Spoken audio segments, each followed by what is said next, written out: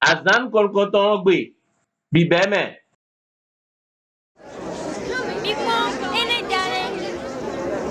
Jésus, quelqu'un va voir une vidéo pour un doigt dans nous.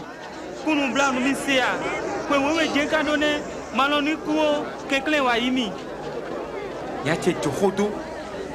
Jésus, Kuma sodo tagban mesio. Madi resio.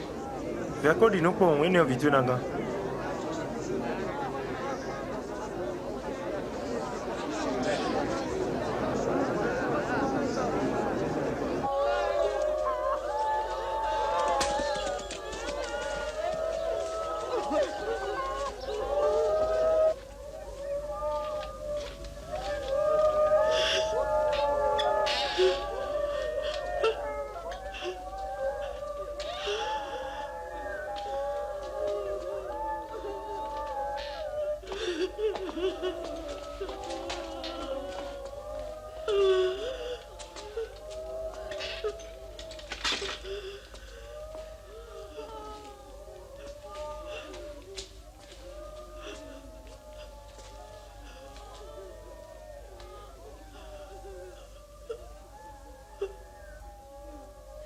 Mima ya vio.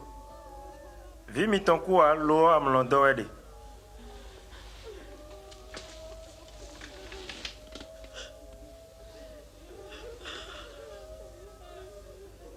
Viche. Chite.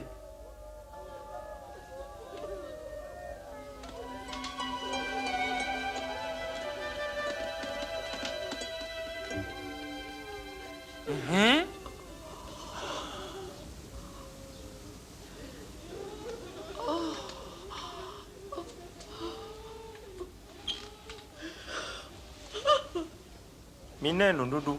Mi makadonu medeo do mede bu. Dona se no ejero fie. Ne ma uno igbenu gbetole gbon do bibeme. Ne Abrahamu igbenu ma ugbon wenue edo honie. Ne Abrahamu igbenu ma ugbon wenue edo honie.